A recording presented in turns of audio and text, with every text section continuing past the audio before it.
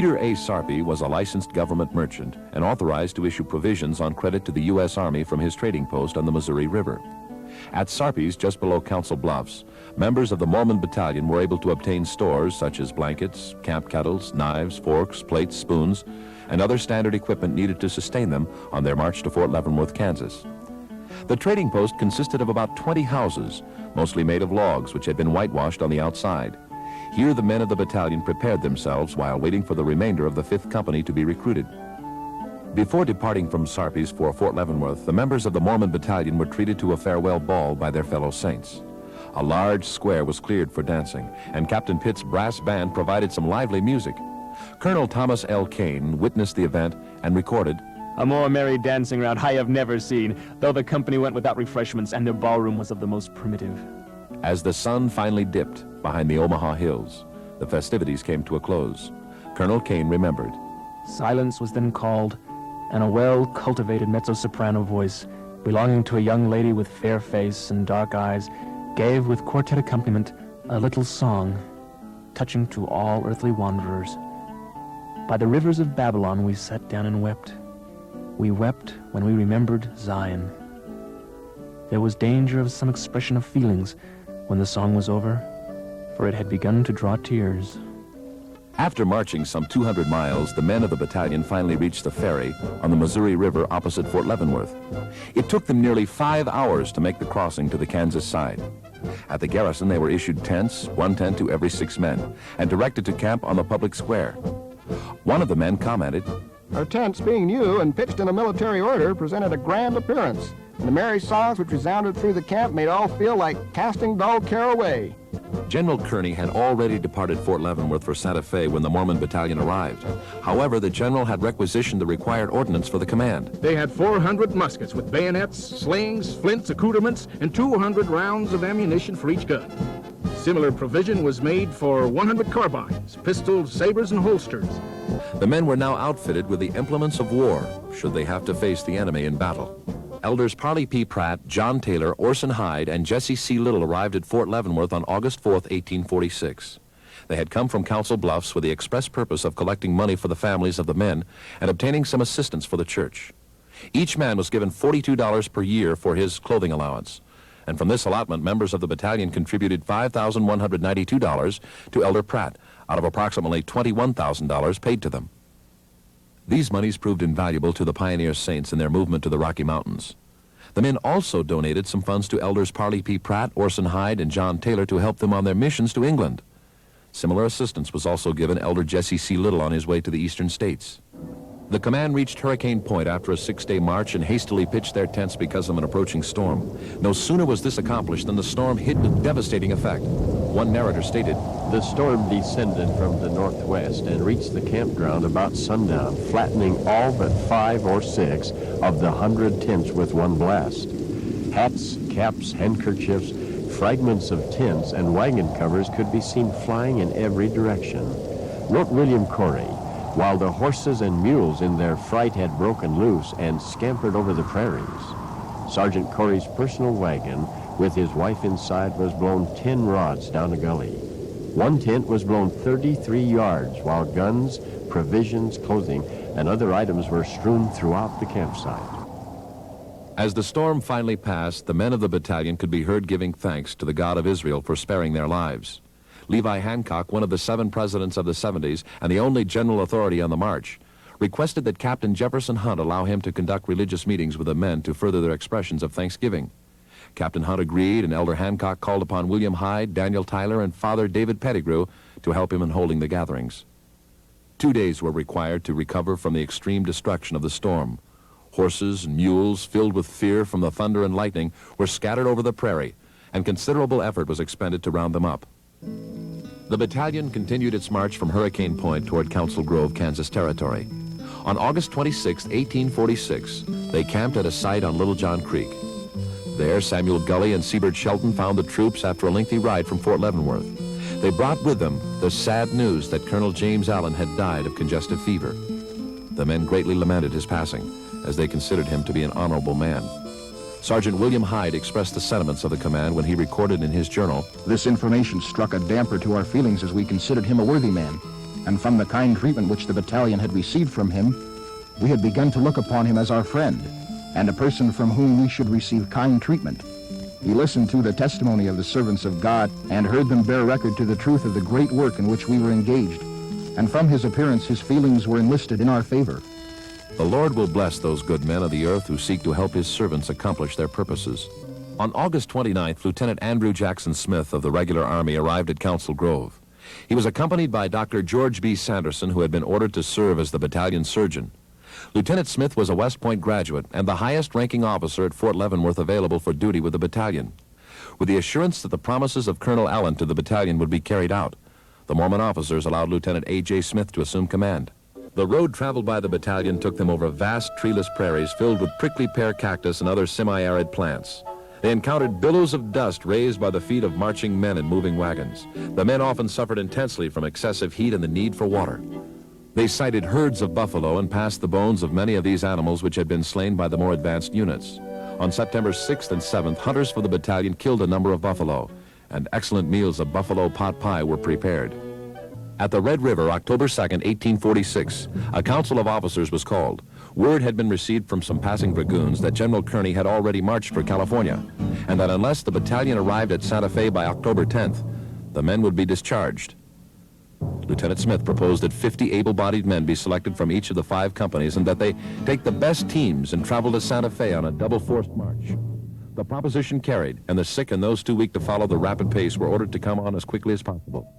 The advanced unit of the battalion made a most interesting discovery at Santa Fe. General Alexander W. Donovan, an old friend of the Saints, had been appointed post commander by General Kearney. The unit marched into the public square with fixed bayonets and drawn swords as they halted for inspection. Donovan ordered that a salute be fired from the roofs of houses in honor of the Mormon battalion. Leaving Santa Fe on October 19, 1846, the battalion marched down the Santa Fe River and eventually reached the Rio Grande bottoms. From that point, it directed its steps southward, the men following an old Spanish trail. They then moved in a westerly direction toward the Gila Valley in California.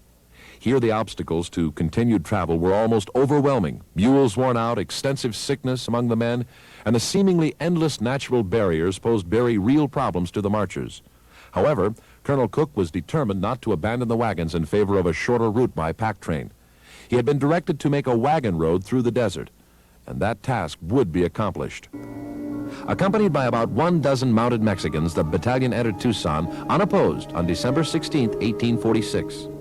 Colonel Cook had instructed the soldiers to show respect to the people and their individual property rights. On December 18th, the soldiers resumed their march to the northwest, leaving the town to the Mexican inhabitants. Moving through the Pichaco Pass, they staggered for 70 miles over most difficult desert terrain. Drinking out of muddy water holes when they could and always parched by the sun, the men of the battalion finally reached the Gila River. They camped on the river bottoms just east of present-day Zacatón, Arizona, where they enjoyed the hospitality of the Pima Indians. These cordial natives brought corn, wheat, flour, pumpkins, and other refreshing foods to the famished men.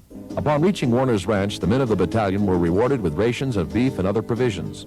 At this point, Colonel Cook announced his determination to march toward Los Angeles, where he could unite his command with that of General Kearney and assist in capturing that Spanish capital of California. This order was countered, however, with the timely arrival of a dispatch from General Kearney on January 25, 1847. The general informed the men that the war in California was over and ordered the battalion to San Diego, where he would meet them. As the men neared San Diego, they could see the American men-of-war combatant ships lying at anchor in San Diego Bay. They arrived at the San Diego mission just a little before sunset on January 29th. At the Pueblo of San Diego, the Mormons found that a great many of the people were prejudiced against them because of their religion. Most of this opposition soon disappeared when the Mormons were found to be not only friendly, but industrious as well. Henry Wilcox, Rufus Stoddard, and William Garner built a brick kiln. In 2 months' time, they fired 40,000 bricks, which were used to construct a courthouse, houses, chimneys, wells, and walkways. Other members of the battalion dug 15 to 20 wells, which they lined with some of the brick fired by their comrades.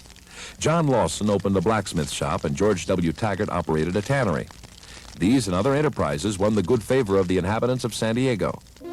The regular term of enlistment ended for the men of the Mormon Battalion on July 16, 1847 at 3 p.m. These brethren had served the full time of their service faithfully. They did their duty as required by commanding officers. The men of the battalion had been called upon to enlist and leave their families and friends in destitute circumstances. They did so knowing that their enlistment would greatly aid the westward migration of the saints and the building of Zion. These brethren endured severe hardships and great privations, accomplished one of the most formidable marches ever performed by infantry, and were greatly blessed of the Lord. Their names will ever be held in honorable remembrance among the saints. 81 members of the battalion re-enlisted at this time and made up a company called the Mormon Volunteers. These men wrote still another chapter in service to their country and were discharged March 14, 1848 at San Diego, California.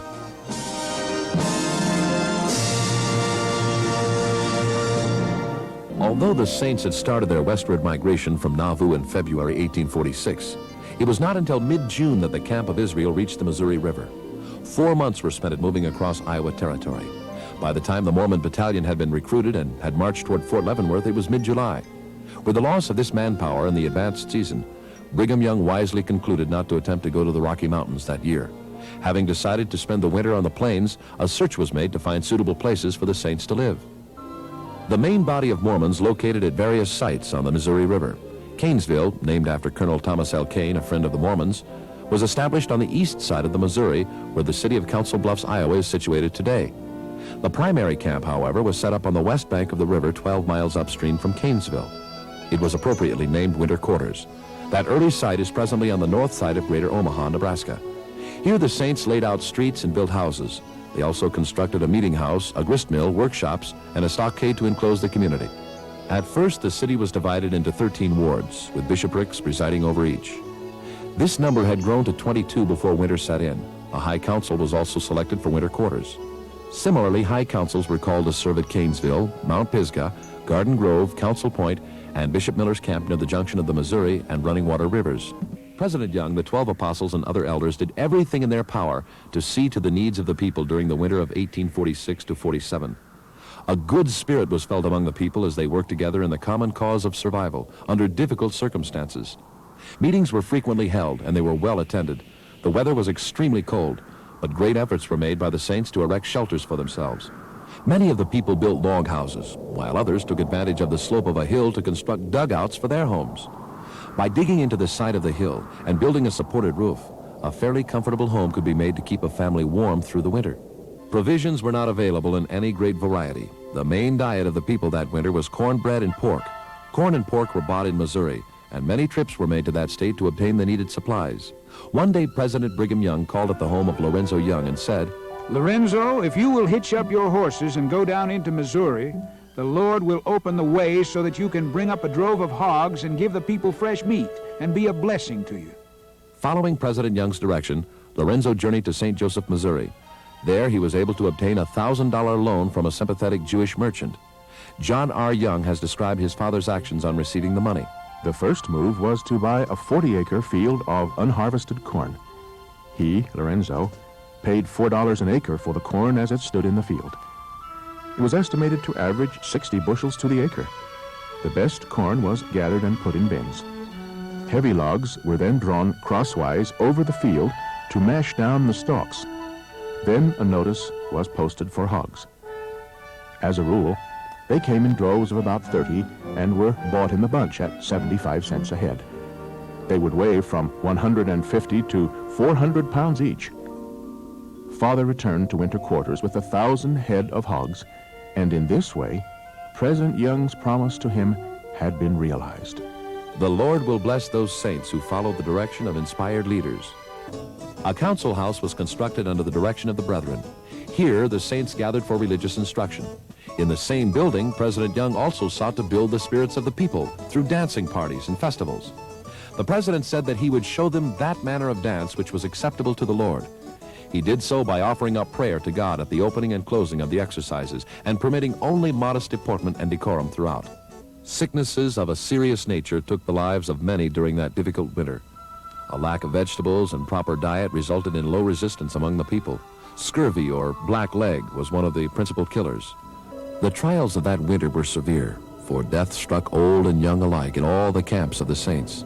Hardly a family escaped the loss of a loved one. Sister Zina D. Young described the suffering experienced during that disastrous season of plague. Sickness came upon us, and death invaded our camp.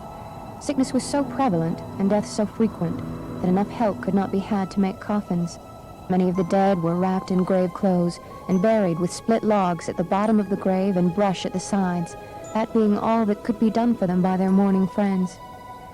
When my father died, sad was my heart. I alone of all the children was there to mourn. There upon the hillside was his resting place. The graveyard was so near, I could hear the wolves howling as they visited the spot.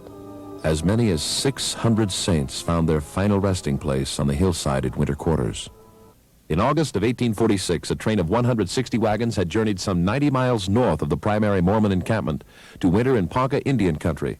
These saints built a fort on the Running Water River, today the Niobrara River, about 3 miles from its junction with the Missouri River in northeastern Nebraska. On the evening of Christmas Day, December 25, 1846, the brothers and sisters at Ponca Camp saw that the prairies were on fire to the northwest of the fort. Moving rapidly, the fire soon swept down on the settlement. More than 200 men and women formed a fire line in an attempt to save their possessions. Fortunately, the fort was built with green logs and the fire didn't burn it. Some wagons were destroyed or badly damaged, and 5 haystacks were consumed. Exposure and overwork on the night of the fire were thought to be the causes of the death of one of Mormondom's great pioneer leaders, Newell Knight. He died on January 11, 1847, of an inflammation of the lungs, probably pneumonia. President Brigham Young gravely sensed his responsibility to the saints during that dreary winter of 1846 to 47. His frequent petitions to heaven for guidance were rewarded by divine counsel throughout that trying time. On January 14, 1847, President Young wrote down a revelation which he had received from the Lord giving his saints direction regarding their westward trek, a portion of which reads, The word and will of the Lord concerning the camp of Israel in their journeyings to the west. Let all the people of the Church of Jesus Christ of Latter-day Saints and those who journey with them be organized into companies with a covenant and a promise to keep all the commandments and statutes of the Lord our God. Let the companies be organized with captains of hundreds, captains of 50s, and captains of 10s, with a president and his 2 counselors at their head, under the direction of the 12 apostles. And this shall be our covenant, that we will walk in all the ordinances of the Lord. So modern Israel was led by the hand of the Lord, even as were Moses and the ancient Israelites. During this time of decision-making, the saints continued to feel the inspiration and influence of the prophet Joseph Smith, though he had departed for mortality. On February 17, 1847, Brigham Young had a very interesting dream, which he related to the brethren. President Young dreamed that he went to see the prophet. After a very warm greeting, Joseph looked at Brigham earnestly, yet pleasantly, and said, Tell the brethren to be humble and faithful, and be sure to keep the Spirit of the Lord, and it will lead them aright. Be careful and not turn away from the small, still voice. It will teach them what to do and where to go. It will yield the fruits of the kingdom. Tell the brethren to keep their hearts open to conviction, so that when the Holy Ghost comes to them, their hearts will be ready to receive it. They can tell the Spirit of the Lord from all other spirits. It will whisper peace and joy to their souls. It will take malice, hatred, strife, and all evil from their hearts. And their whole desire will be to do good, bring forth righteousness, and build up the kingdom of God. Tell the brethren, if they will follow the Spirit of the Lord, they will go right. Be sure to tell the brethren to keep the Spirit of the Lord, and if they will find themselves just as they were organized by our Father in heaven before they came into the world. The dream was very consoling to Brigham Young and highly instructive to the saints. No people can prosper if they do not have the Holy Spirit as their guide. Throughout the winter and early spring, President Young and the other brethren carefully laid their plans. Heber C. Kimball was the first of the Pioneer Company to move out on Monday, April 5, 1847. Taking 6 teams with him, he encamped about 4 miles from winter quarters at Cutler's Park. Brother Kimball was soon joined by some additional wagons, and they moved on to the Elkhorn River. President Brigham Young remained in winter quarters and conducted the conference of the church on April 6th. The following day, he left the main body of the saints and started for the Elkhorn River. Word was sent to the president at this time that Elder Parley P. Pratt had arrived at winter quarters from England. Anxious to hear his report on affairs in Britain, President Young returned to the banks of the Missouri. Elder Pratt gave an account of his stewardship and informed him that John Taylor would also be coming in a few days with some scientific instruments for the Pioneer Company. Elder Taylor arrived on April 13th bearing 2 sextants, 2 barometers, 2 artificial horizons, 1 circle of reflection, several thermometers, and a telescope. The brethren were highly pleased to have the use of these valuable implements in their journey to the west. Leaving Elders Parley P. Pratt and John Taylor in charge of affairs at winter quarters, President Young resumed the march. By April 16, 1847, the camp was complete. The Council of Captains met on April 18th to prepare laws for the regulation of the camp, with the following results. 1. After this date, the horn or bugle shall be blown every morning at 5 a.m., when every man is expected to arise and pray, then attend to his team, get breakfast, and have everything finished so that the camp may start by 7 o'clock. 2. Each extra man is to travel on the off side of the team with his gun on his shoulder, loaded, and each driver have his gun so placed that he can lay hold of it at a moment's warning. Every man must have a piece of leather over the nipple of his gun, or if it is a flintlock, in the pan, having caps and powder flask ready. 3. The brethren will halt for an hour about noon, and they must have their dinner ready cooked so as not to detain the camp for cooking. 4. When the camp halts for the night, wagons are to be drawn in a circle, and the horses to be all secured inside the circle when necessary. 5. The horn will blow at 8:30 p.m., when every man must return to his wagon and pray, except the night guard, and be in bed by 9 o'clock, at which time all fires must be put out. 6. The camp is to travel in close order, and no man to leave the camp 20 rods without orders from the captain. 7. Every man is to put as much interest in taking care of his brother's cattle, in preserving them, as he would his own, and no man will be indulged in idleness. 8. Every man is to have his gun and pistol in perfect order. 9. Let all start and keep together, and let the cannon bring up the rear, and the company guard to attend it, traveling along with the gun, and see that nothing is left behind at each stopping place. As the wagon train moved along, the brethren encountered many game animals which helped to sustain their food supply. At one point, they passed by a number of small lakes. Flocks of ducks inhabited the area, and the men were able to kill several. They also used the revenue cutter, a leather boat, to seine for fish. The revenue cutter was mounted on wheels and could be drawn like a wagon. The boat formed the wagon box, and Luke Johnson sat in it and drove the team. On this occasion, the cutter was taken off its mount and put into the water. William Clayton said, They launched the boat and made 3 hauls. They only caught a snapping turtle, 4 small turtles, 1 duck, 2 small catfish, and 2 creek suckers. However, on the next day, in a different lake, they took over 200 nice fish. The pioneers elected to travel along the north side of the Platte River rather than follow the more frequently used trail on the south. They felt that this route would provide better forage for the animals of the thousands of saints who would follow, and would also avoid the problem of having to compete with other wagon trains on the trail. Near Grand Island, the company encountered their first buffalo. Most of the men had never seen one before. Anxious to acquire a store of meat, President Young sent out a hunting party. The brethren made a very determined effort to keep track of the approximate distance they had traveled in a given day, and also to maintain a record of about how far they had come from winter quarters. Members of the camp were desirous of being more accurate than the mere estimates which were being made. The members of the pioneer camp wanted to glean as much information as they could to aid themselves and to benefit others who would use the trail. The tedious nature of a man having to count each revolution of the wheel in order to determine the distance traveled each day caused William Clayton and others to examine the possibility of fixing machinery to a wagon wheel that would automatically make the count for them. President Young directed Orson Pratt to put his able mind to the task. On May 10th, Brother Pratt recounted, I proposed the following method. Let a wagon wheel be of such a circumference that 360 revolutions make 1 mile. Let this wheel act upon a screw in such a manner that 6 revolutions of the wagon wheel shall give the screw 1 revolution. Let the threads of this screw act upon a wheel of 60 cogs, which will evidently perform 1 revolution per mile. Let this wheel of 60 cogs be the head of another screw acting upon another wheel of 30 cogs. It is evident that in the movements of this second wheel, each cog will represent 1 mile. Now, if the cogs were numbered from 0 to 30, the number of miles traveled would be indicated during every part of the day. A mechanic, Appleton Harmon, spent the evening of May 11th constructing the odometer, or rotometer as it was called. Certain refinements followed, and William Clayton was enabled to post distances with considerable accuracy.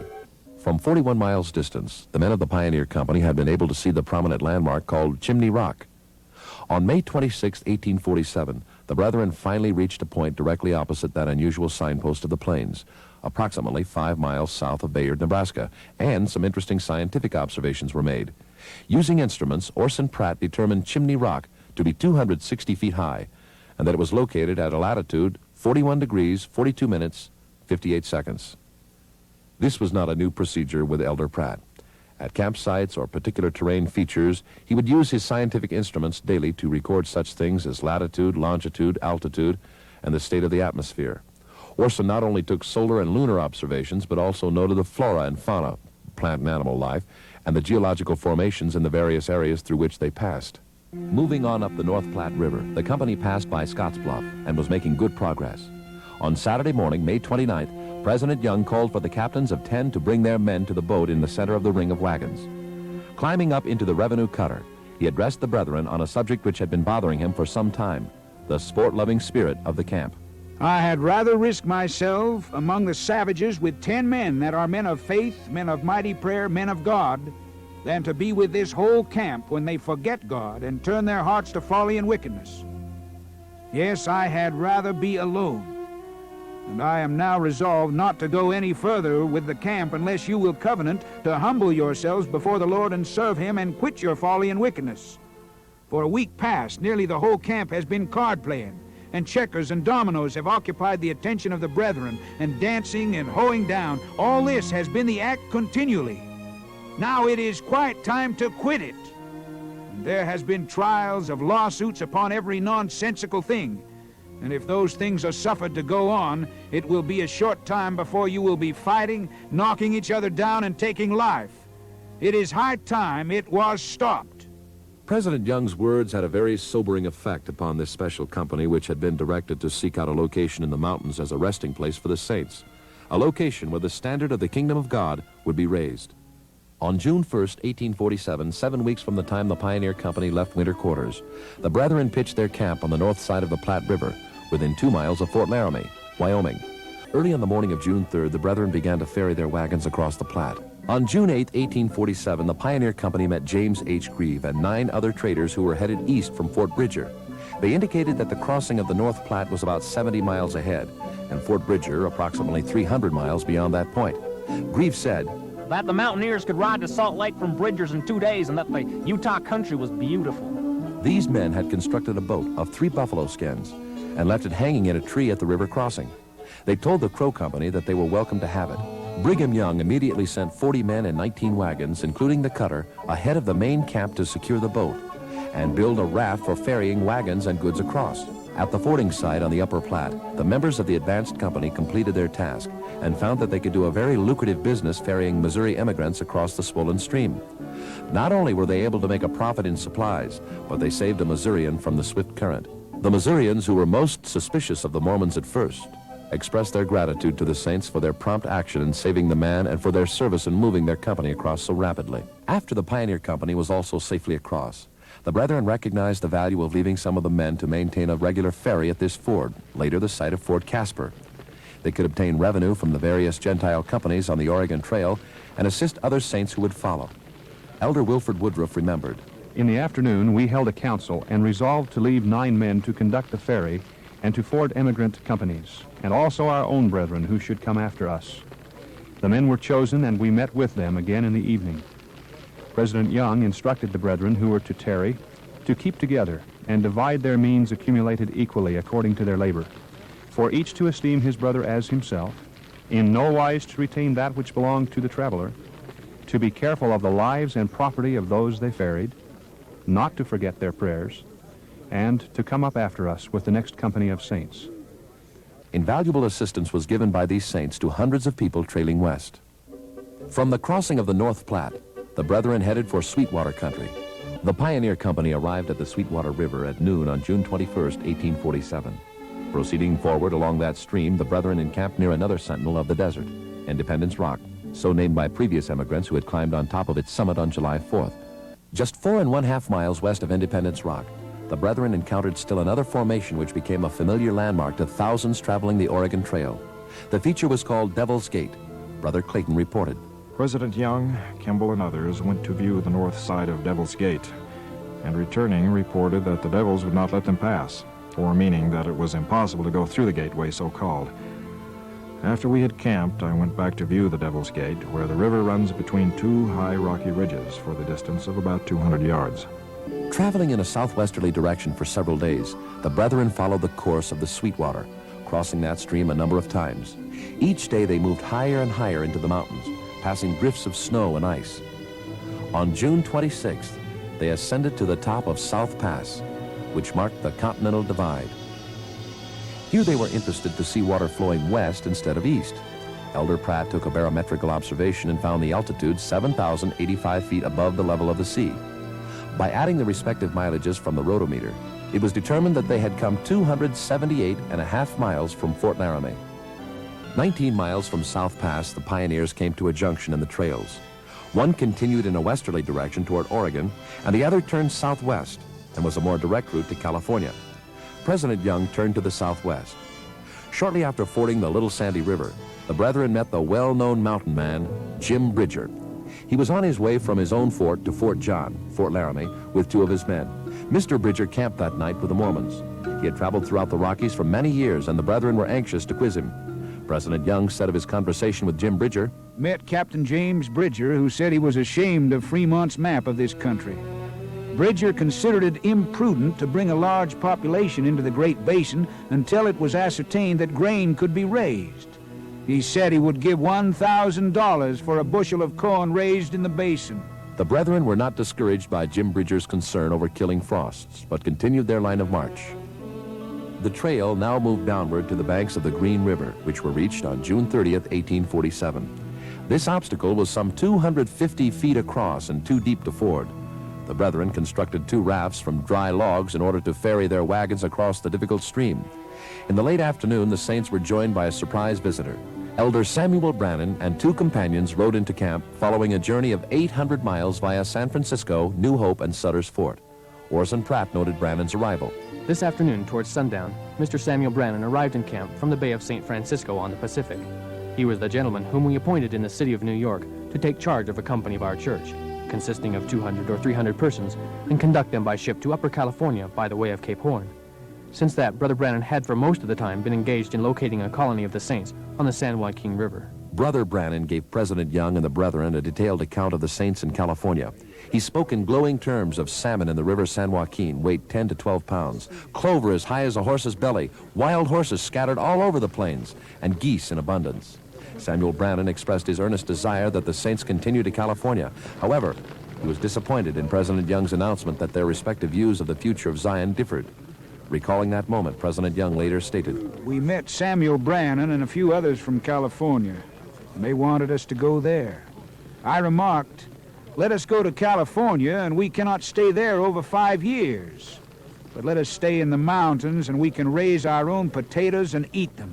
And I calculate to stay here. Although displeased with Brigham Young's decision, Samuel Brannan remained with the pioneers for a season, during which time he was assigned to assist the sick detachment of the Mormon Battalion into the Salt Lake Valley. Moving from the Green River, the Mormon pioneers crossed Black's Fork, Ham's Fork, and Black's Fork again. After fording numerous streams in the area, the brethren arrived at Fort Bridger on July 7, 1847, and camped just west of that post. The fort was a summer trading rendezvous for traders and trappers and one of the most important in the Intermountain area. Large numbers of Indians were also attracted to the site. Fort Bridger likewise serviced immigrant trains on the trail. It was operated by James Bridger and Louis Vasquez and constituted the 3rd fort which Mr. Bridger had built in that general area. Elder Wilford Woodruff was thrilled by the sight of the many beautiful trout streams that abounded in the area and decided to try his hand at fly fishing. He recorded, We crossed more than a dozen trout brooks, the water running swiftly but clear. The men at the fort said that there were but few trout in the streams, and a good many of the brethren were already at the creeks with their rods trying their skill, baiting with fresh meat and grasshoppers, but no one was catching any. I fished 2 or 3 hours during the morning and evening and caught 12 in all. 1/2 of them would weigh 3/4 of a pound each, while all the rest of the camp did not catch 3 pounds in all, which was taken as proof that the artificial fly is far the best to fish with. Out from Fort Bridger, about 31 miles, the brethren saw smoke and went to investigate the source.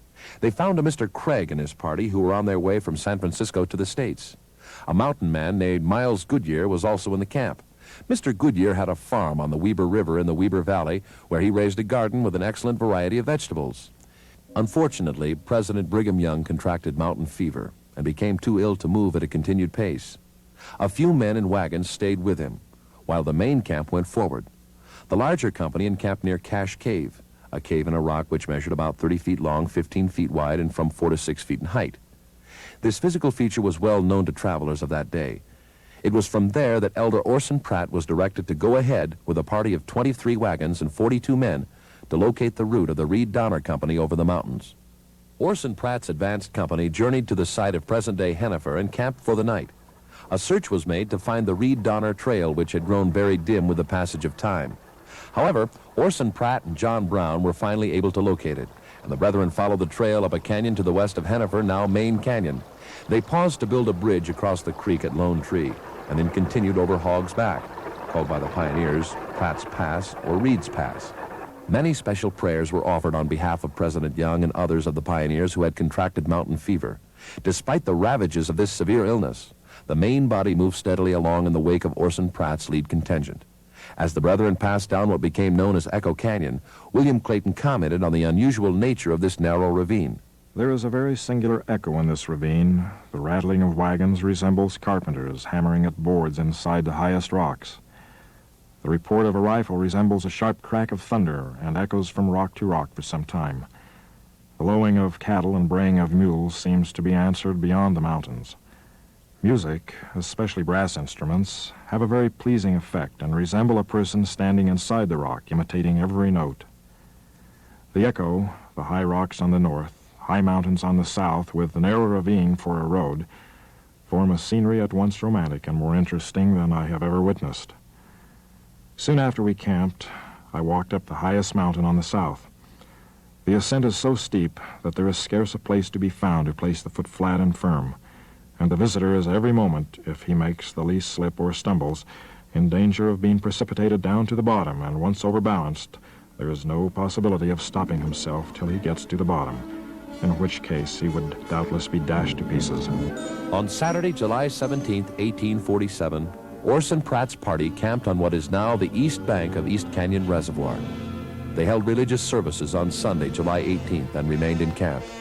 The next day, July 19th, Orson Pratt and John Brown rode ahead of the others. Tying their horses at the base, they climbed to the top of a high ascent which would later be called Big Mountain. Looking to the west, they caught their first view of the Salt Lake Valley. Through an opening in the mountains, they could see an extensive level prairie, which would soon be their valley home. Moving ahead of the advanced company on the afternoon of July 21st, 1847, Elders Orson Pratt and Erastus Snow made their way through the thick undergrowth at the mouth of Immigration Canyon and entered the Salt Lake Valley. Elder Pratt recorded the sensations created by that special moment. After issuing from the mountains, among which we had been shut up for so many days, and beholding in a moment such an extensive scenery open before us, we could not refrain from a shout of joy which almost involuntarily escaped from our lips the moment this grand and lovely scenery was within our view. Traveling some 3 miles to the west, Elder Snow discovered that he had dropped his coat and returned to search for it. Brother Pratt continued on foot and walked over the site of the present-day city and temple block. He then returned to find Elder Snow at the mouth of the canyon, and they retraced their steps to the camp, having become the first of the pioneers to set foot on the valley floor. Anxious to explore their new surroundings, Elders Orson Pratt, George A. Smith, and 7 others again rode into the valley on July 22nd. After going some 5 miles to the west, they turned northward. There they found a number of streams and springs of excellent water. After visiting the area of some hot springs, Beck's Hot Springs, they circled southward to the Jordan River. In the late afternoon, the party selected a broad sagebrush flat for plowing and planting on the south fork of a mountain stream, City Creek. They then went in search of their company. They were delighted to find both the advanced company and the main company encamped in the valley about 5 1/4 miles from the mouth of the canyon on a creek bank, Parley's Creek.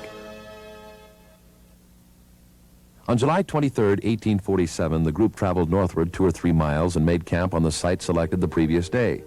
Members of the camp were called together, and Elder Orson Pratt dedicated the land and the pioneers unto the Lord.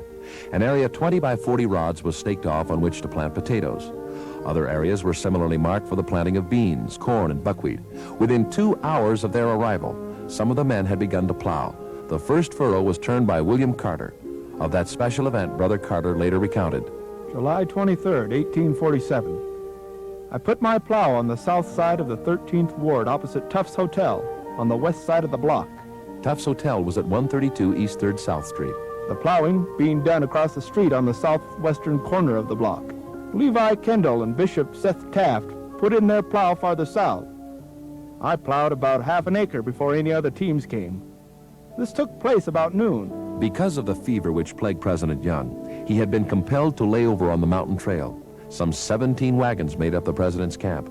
By July 22nd, he had recovered sufficiently to continue. On July 24th, Brigham Young finally reached the Salt Lake Valley, riding in the carriage of Elder Wilford Woodruff. A bed had been placed in the back of the carriage to make him comfortable in his sickness. Brother Woodruff recorded the great significance of that special moment in Mormondom. This is one of the most important days of my life and in the history of the Church of Jesus Christ of Latter-day Saints. After traveling 6 miles through a deep ravine ending with the canyon, we came in full view of the valley of the Great Salt Lake, the land of promise held in reserve by God as a resting place for his saints. We gazed in wonder and admiration upon the vast valley before us, with the waters of the Great Salt Lake glistening in the sun, mountains towering to the skies and streams of pure water running through the beautiful valley. It was the grandest view that we had ever seen till this moment. Pleasant thoughts ran through our minds at the prospect that not many years hence, the house of God would be established in the mountains and exalted above the hills, while the valleys would be converted into orchards, vineyards, and fruitful fields, cities erected to the name of the Lord, and the standard of Zion unfurled for the gathering of the nations. Elder Woodruff further commented, I turned the side of my carriage around, open to the west, and President Young arose from his bed and took a survey of the country. While gazing on the scene before us, he was enwrapped in vision for several minutes. He had seen the valley before in vision, and upon this occasion he saw the future glory of Zion and Israel as they would be, planted in the valleys of the mountains. When the vision had passed, he said, "It is enough. This is the right place. Drive on." So I drove to the encampment already formed by those who had come along in advance of us. At the encampment, President Young addressed the saints and confirmed that this was the place he had seen long since in vision. It was here he had seen the tents settling down from heaven and resting. And a voice said unto him, "Here is the place where my people Israel shall pitch their tents." The day after President Brigham Young's arrival was the Sabbath, and religious services were held both in the morning and afternoon. Elder Wilford Woodruff indicated that the brethren had shaved themselves and cleaned up before meeting in the circle of the encampment at 10 a.m. The morning session was addressed by Elders George Albert Smith, Heber Chase Kimball, and Ezra Taft Benson. The afternoon meeting heard sermons from Wilford Woodruff, Orson Pratt, Willard Richards, and Brigham Young. Brother Pratt took as his theme Isaiah chapter 52, verses 7 and 8. How beautiful upon the mountains are the feet of him that bringeth good tidings, that publisheth peace, that bringeth good tidings of good, that publisheth salvation, that saith unto Zion, Thy God reigneth. Thy watchmen shall lift up the voice, with the voice together shall they sing, for they shall see eye to eye, when the Lord shall bring again Zion. Elder Pratt recognized that the inspired words of Isaiah were now beginning to be fulfilled with the establishment of the saints in the heart of the Rocky Mountains. Although weak from his bout with mountain fever, nevertheless, President Young addressed the congregation from an armchair. He gave strong direction relative to the Sabbath day, personal conduct, and the policy for acquiring land. Elder Wilford Woodruff reported President Young as saying, They must not work on Sunday, that they would lose 5 times as much as they would gain by it. None were to hunt or fish on that day, and there should not any man dwell among us who would not observe these rules. They might go and dwell where they pleased, but should not dwell with us. He also said, no man should buy any land who came here, that he had none to sell. But every man should have his land measured out to him for city and farming purposes. He might till it as he pleased, but he must be industrious and take care of it. The sacrament of the Lord's Supper was administered to the congregation, and grateful saints gave thanks to their God for their combined blessings. On July 29, 1847, the 6th Detachment of the Mormon Battalion came into Salt Lake, accompanied by wives, children, and the remainder of the Mississippi Company, which had not already arrived. The saints now numbered slightly over 400. On the morning of July 31st, the men of the battalion set to work to construct the first structure in the valley, a bowery on the temple lot measuring 28 by 40 feet long. Posts were set in the ground with long poles laid across them. The poles were fastened together with wooden pegs and rawhide thongs. Next, they placed timbers and brush on this framework, providing shade from the sun, but little protection otherwise. An evening praise service was held in the newly constructed Bowery, commemorating their safe arrival in the Salt Lake Valley. In their mountain retreat, the saints remembered with clarity the Lord's declaration to his people through the prophet Joseph. Zion shall flourish upon the hills, and rejoice upon the mountains, and shall be assembled together unto the place which I have appointed. I will go before you, and you shall not be confounded. On Monday morning, July 26, 1847, Brigham Young and a number of the 12 apostles rode northward from their City Creek campsite. Still weak from his recent illness, President Young traveled in Wilford Woodruff's carriage. A few miles from camp, they dismounted and climbed a peak which was on the face of the mountain. From this summit, they could view the greater Salt Lake Valley, the Utah outlet, and numerous other waterways. It was expressed that this mount would make an excellent place to raise an ensign to the nations. Brigham Young, responding to the observation, named it Ensign Peak. The ensign was to signify the standard to which Israel would be gathered from the nations of the earth. The following day, the exploring party returned to the main pioneer camp. Here, President Young called a council of the Quorum of the 12. Those present were Heber C. Kimball, Willard Richards, Orson Pratt, Wilford Woodruff, George A. Smith, Amasa Lyman, and Ezra T. Benson. Shortly before sundown, the council members walked north from the campground and paused at a center point between two creeks, branches of City Creek. President Young then stuck his cane into the ground and declared, "Here will be the temple of our God." He then proclaimed, "Here's the 40 acres for the temple. The city can be laid out perfectly square, north and south, east and west." It was then moved and carried that the temple lot contained 40 acres, later changed to 10 acres, on the ground where we stood. It was also moved and carried that the city be laid out into lots of 10 rods by 20 each, exclusive of the streets, and into blocks of 8 lots, being 10 acres in each block and 1 1/4 in each lot. It was further moved and carried that each street be laid out 8 rods wide, and that there be a sidewalk on each side 20 feet wide, and that each house be built in the center of the lot 20 feet from the front, that there might be uniformity throughout the city. It was also moved that there be 4 public squares of 10 acres each, to be laid out in various parts of the city for public grounds. At 8 o'clock, the whole camp came together on the temple ground and passed the votes unanimously. And when the business part of the meeting was closed, President Young arose and addressed the assembly upon a variety of subjects. President Young felt impressed that the brethren of the camp should reaffirm their covenants by baptism. This was to be a new avowal of their desire to live righteously and of their renewed acceptance of the gospel of Jesus Christ. The proposal was presented to the 12 and their immediate associates and then to the entire camp. The saints joyfully accepted this opportunity to make a solemn renewal of the covenants which they had previously made with God as they embarked on a new life in a new land. On August 6, 1847, President Young rebaptized the 12. Elder Heber C. Kimball then rebaptized President Young. Brigham Young confirmed his brethren and resealed upon them all their former blessings. That evening, Elder Heber C. Kimball rebaptized 55 others from the camp, and Elder Wilford Woodruff assisted in confirming them. Although Mormon relations with the Indians seemed peaceful, the danger of an attack from hostile tribesmen prompted the pioneers to construct a fort as a protection against possible assault. A 10-acre block was chosen, lying between 3rd and 4th South and 2nd and 3rd West Streets, Pioneer Park today. A stockade wall enclosed the 10 acres. During that year, the majority of the Mormon Battalion men in California made their way into the Salt Lake Valley. Some went on east to join their families. A few chose to remain in California. At Salt Lake, President Brigham Young laid plans for his return to Winter Quarters, Nebraska, to join the main body of the saints. Appointing Father John Smith to take charge of the Salt Lake colony in his absence, President Young and a company of 107 persons, including 7 apostles, commenced their journey east on August 26, 1847. On the Big Sandy River, they encountered the first of the westbound companies of saints under the leadership of Parley P. Pratt and Peregrine Sessions. 2 days later, they met with John Taylor and Joseph Horn companies on the Sweetwater. These later camps prepared a special surprise for President Young and his companions. While the 12 and other prominent elders were engaged in council meetings, the sisters had prepared a feast worthy of their guests.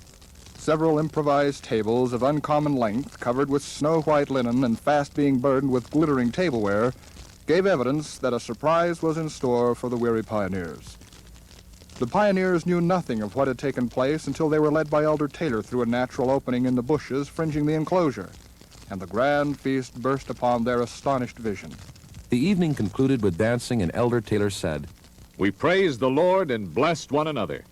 While moving across Nebraska on October 19, 1847, President Young and his company were met by the police from winter quarters under Brother Hosea Stout. These men escorted the returning pioneers to the banks of the Missouri, arriving safely on October 31, 1847.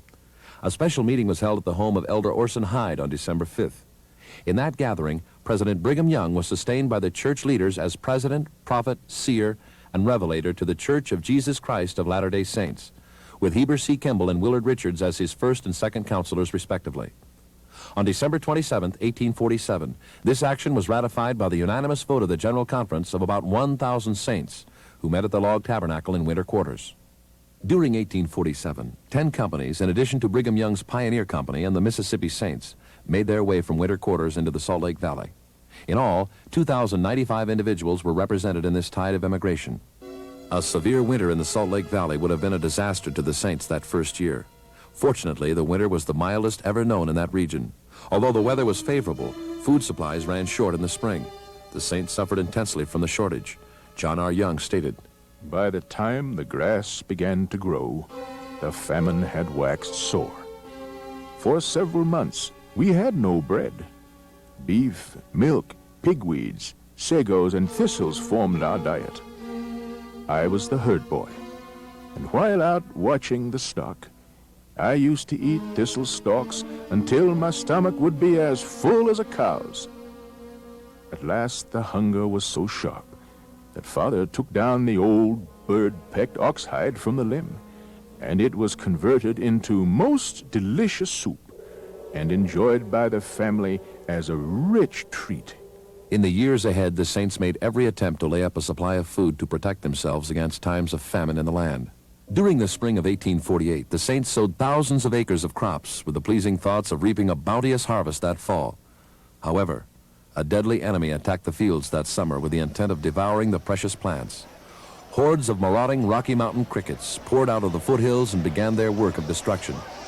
John R. Young witnessed the scene and remembered, "My brother Franklin and I were trying to save an acre of wheat of Father's growing not far from where the Salt Lake Theater now stands, at First South and State Street.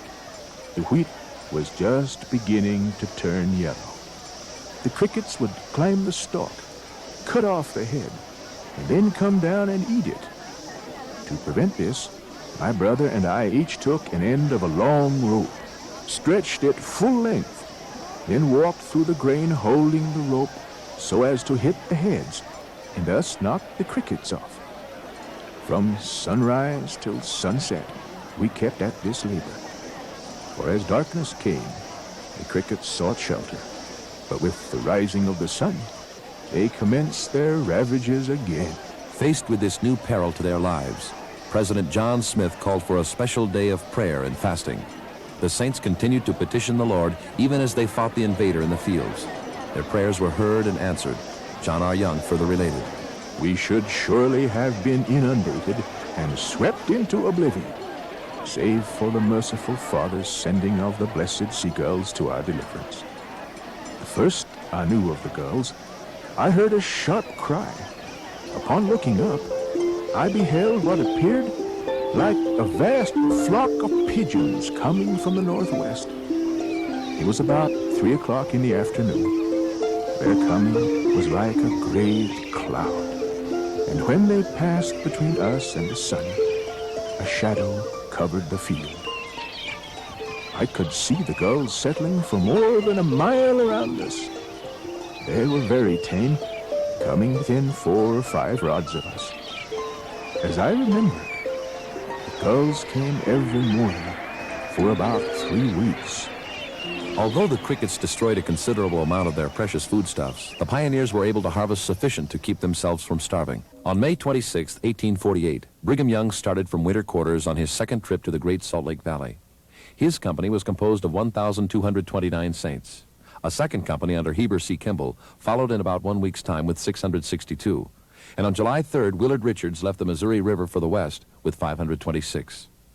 The respective companies arrived in Salt Lake between September 20th and October 19th, bringing in these 3 companies a total of 2,417 men, women, and children. Among the saints arriving in the valley on September 23rd, 1848, were Mary Fielding Smith, widow of Hiram Smith, and her son Joseph F. Smith. They had had a difficult journey from winter quarters.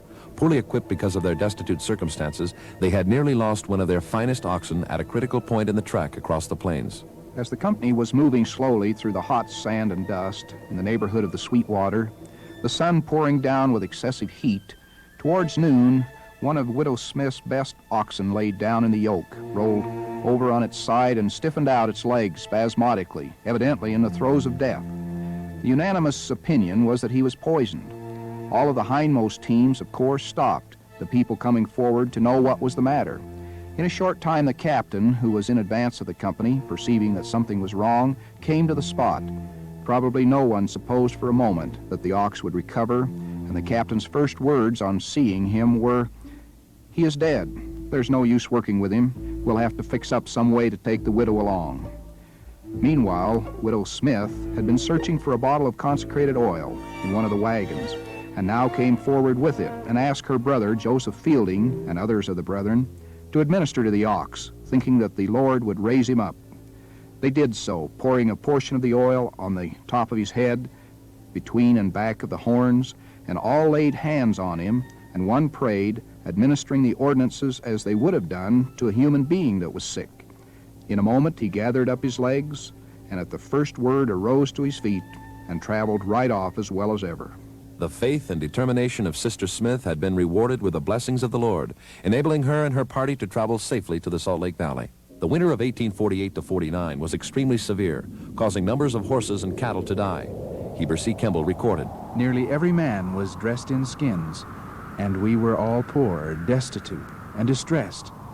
Yet we all felt well. Under these circumstances, Orson F. Whitney related a marvelous prophecy of President Kimball.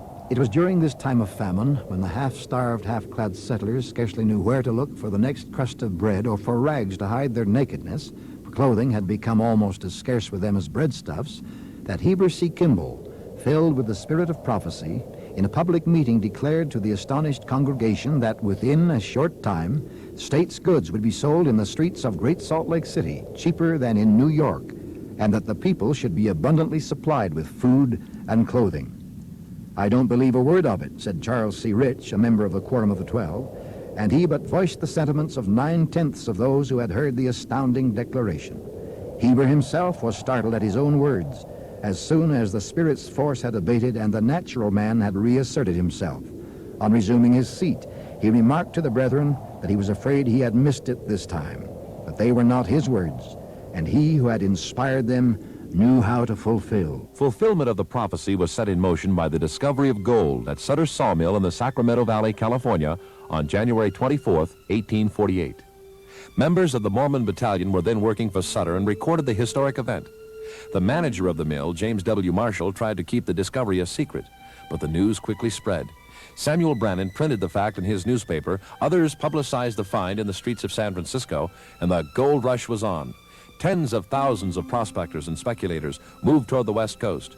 Enterprising men saw an opportunity to make themselves rich and loaded their wagons with merchandise, machinery, and farm equipment, and started for California. When the teamsters with their wagons laden with merchandise reached Salt Lake City, numbers of them dreaded the thought of traveling the 800 additional miles with their heavy cargoes. They were further dismayed to learn that shiploads of supplies had come in by water and the California market was being flooded with goods. Faced with these prospects, many teamsters offered their wares at tremendous discounts, even below wholesale prices in New York City. The prophecy of Heber C. Kimball was very literally fulfilled, and the saints found themselves abundantly supplied with state's goods at the hands of the 49ers. Prior to leaving winter quarters for Salt Lake City, Brigham Young instructed the leadership that was to remain and laid plans for the continued immigration of the saints to the Great Basin. Upon his return to the Salt Lake Valley in September 1848, President Young divided Salt Lake into 19 wards and established the political machinery for the provisional state of Deseret. The boundaries of this state were to include the present state of Utah, most of Nevada, portions of California, Arizona, New Mexico, Wyoming, Idaho, and Oregon. There were to be 2 seaports on the Pacific Ocean, at San Pedro and San Diego, California. A General Assembly of Voters met in Salt Lake City on March 8 through 10, 1849. A constitution prepared by a special committee was accepted, followed by an election on March 12th. President Brigham Young was chosen governor, with Willard Richards as Secretary of State and Heber C. Kimball as Chief Justice. The name Deseret was to be given the new state. Deseret was a Jaredite word signifying a honeybee and depicting industry and thrift.